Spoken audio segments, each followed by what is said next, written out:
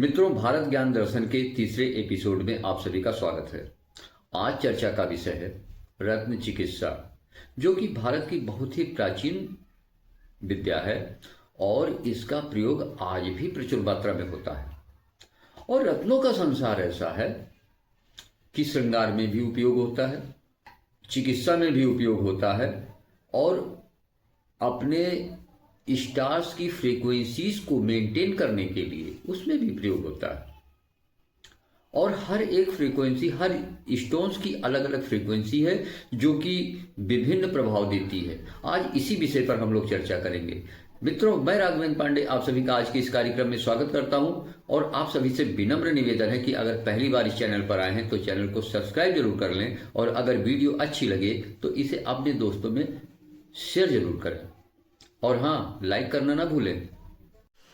जैसा कि धर्म ग्रंथों में बताया गया है और आज की साइंस भी मानती है कि हमारी बॉडी 5 एलिमेंट्स के संयोजन से बनी है। हाँ, उसके पार्ट्स और भी अलग अलग है, जो मॉलिक्यूल हैं वो अलग अलग हैं, लेकिन प्रमुख रूप से 5 एलिमेंट यानी 5 तत्वों से हमारा शरीर बना है। और ये जितने स्टोन्स हैं, ये हर स्टोन्स किसी ना किसी तत्व को रिप्रेजेंट करता है।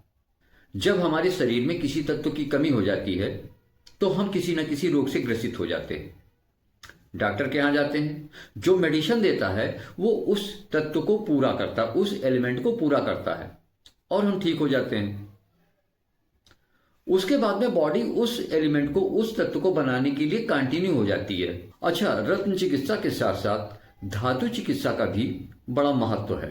धातु चिकित्सा का मतलब गोल्ड से चिकित्सा और सिल्वर से चिकित्सा, यानी सोने और चांदी की भी चिकित्सा के रूप में प्रयोग किया जाता है। इनके भस्म प्रयोग किए जाते हैं। अधिकतर दवाइयों में जो आयुर्वेदिक दवाइयां होती हैं उसमें अगर स्टोन्स के नजरिए से देखा जाए तो मोती भस्म, मोती पिष्टी मोती भस्म का इस्तेमाल होता है। इसके अलावा विभिन्न दवाइयों में, आयुर्वेदिक विभिन्न दवाइयों में स्वर्ण भस्म का भी इस्तेमाल होता है। तो ये सब धातु चिकित्सा का भी प्रयोग और रत्न चिकित्सा का प्रयोग पर्याप्त मात्रा में होता है। उनकी दवाइयां आयुर्वेद में बनाई जाती हैं। स्टोन्स जो है वो धरती के अंदर या समुद्र के अंदर विभिन्न प्राकृतिक प्रक्रियाओं से गुजर के परिस्थितियों में जन्म लेते हैं कि उनके अंदर कुछ प्रमुख गुण आ जाते हैं, शरीर को और पूरे जीवन को प्रभावित करने की क्षमता रखते हैं।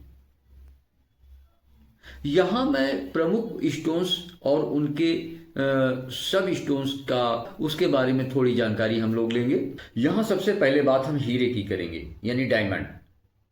डायमंड एक बहुत ही कॉस्टली स्टोन है और इसका प्रभाव जीवन पर लग्जरियस को लेके देखा जाता है। अपने वैभव को बढ़ाने के लिए, लग्जरियस को बढ़ाने के लिए, सर्विस में प्रमोशन और मनचाहा स्थानांतरण के लिए इसकी फ्रीक्वेंसी जो है बहुत अच्छी इफेक्ट डालती है। अब चूंकि हीरा काफी कॉस्टली स्टोन है तो सबके तो पहुंच के बाहर है, लेकिन उसकी जगह पर इसका उपरत्न मोजोनाइट या ओपल, उसको भी इस्तेमाल किया जा सकता है और वो भी काफी कुछ महत्वपूर्ण पर्याप्त मात्रा में इसमें बेनिफिट देते हैं। इसके बाद पुखराज को ले लेते हैं। पुखराज जो है, इसका भी इसकी भस्म जो है दवाइयों में प्रयोग होती है। आयुर्वेद में इसकी भस्म का भी प्रयोग किया जाता है और पुखराज जुपिटर से संबंधित है। जुपिटर की फ्रीक्वेंसी को रिप्रेजेंट करता है। जब जुपिटर की फ्रीक्वेंसी चाहिए होती है, यानी ज्ञान में, एजुकेशन में या धन प्राप्ति में अगर मदद चाहिए, हेल्प चाहिए, तो जुपिटर की फ्रीक्वेंसी महत्वपूर्ण भूमिका अदा करती है और ये फ्रीक्वेंसीज को बढ़ाने में एक कैटालिसिस का कार्य करता है आपका पुखराज। पुखराज का उपरत्न सुनैला यानी टोपाज होता है।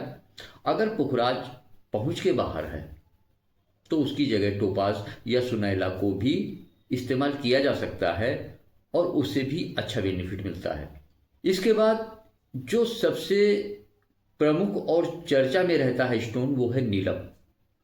नीलम एक ऐसा स्टोन है कि लोग कहते हैं कि जिनको स्टोन्स पे भरोसा ना हो उन्हें एक बार नीलम की परीक्षण कर लेना चाहिए।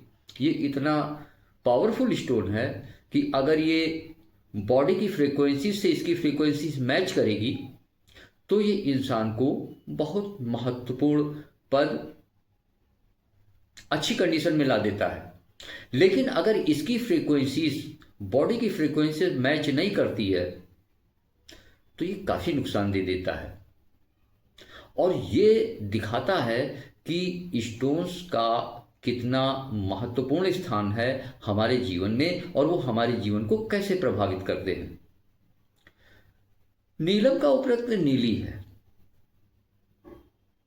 और वो भी काफी कुछ हेल्प करती है, लेकिन हमारे ख्याल नीलम का कोई विकल्प नहीं है। इसके बाद मोती जो अधिकतर चर्चा में बनी रहती है और लगभग सभी लोग जानते हैं, मोती चंद्रमा की फ्रीक्वेंसीज को रिप्रेजेंट करती है। और साइंस भी, जैसा कि मैं पिछली वीडियो में बता चुका हूं भारत ज्ञान दर्शन भाग 2 में, कि मन का कारक धर्म ग्रंथों में चंद्रमा को माना जाता है और साइंस भी इसे प्रूव कर चुकी है कि वास्तव में चंद्रमा का प्रभाव बहुत तगड़ा पड़ता है पृथ्वी पर। जब समुद्र पूर्णमासी के दिन यानी जब पूरा चंद्रमा होता है तो फुल मून में समुद्र में ज्वार भाटा यानी बहुत ही ऊंची ऊंची तरंगें उठती हैं, जो केवल और केवल चंद्रमा की फ्रीक्वेंसी यानी उनके चुंबकीयता के खिंचाव की वजह से होता है। इसके अलावा पन्ना भी काफ़ी कुछ जीवन में हेल्प करता है, खासकर व्यवसाय में, क्योंकि जो हमारे मस्तिष्क के जो केमिकल्स हैं, एक्चुअली में व्यवसाय तो सभी करते हैं, लेकिन उसी व्यवसाय में एक आदमी बहुत तरक्की कर जाता है और दूसरा आदमी उसमें कुछ भी नहीं कर पाता है। और हमेशा जीवन में कार्यक्षेत्र कोई भी हो, उसमें सबसे पहले आगे चलता है आपका मस्तिष्क।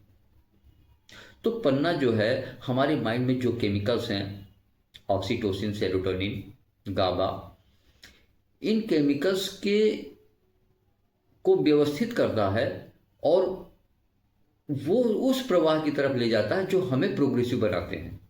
पन्ना का ये गुणधर्म है। और इसके अलावा पन्ना के उपरत्न भी आते हैं, मरगज पन्ना वगैरह। तो ये स्टोन्स, इन स्टोन्स का जीवन में इस तरीके से महत्व है। इनका आयुर्वेद में भी महत्व है, दवाइयों में भी इस्तेमाल होते हैं। इनकी फ्रीक्वेंसीज हमारे स्टार्स यानी हमारे प्लैनेट की फ्रीक्वेंसीज को भी मेंटेन करती है। और श्रृंगार में यानी अपनी लग्जीरियस को दिखाने के लिए श्रृंगार करने में भी इनका महत्वपूर्ण स्थान है। और इनका जीवन में इतना महत्वपूर्ण स्थान है कि लाखों सालों से लोग इसका प्रयोग करते आ रहे हैं। और अगर इनमें कोई तत्व ना होता, कोई ताकत ना होती, तो ये आज जैसे आज भी खड़े हुए हैं उसी हिसाब से ये लाइफ में एडजस्ट ना कर पाते। मित्रों, आज की चर्चा यहीं पर समाप्त होती है। मिलते हैं फिर भारत ज्ञान दर्शन के किसी ज्ञानवर्धक वीडियो में। तब तक के लिए जय हिंद।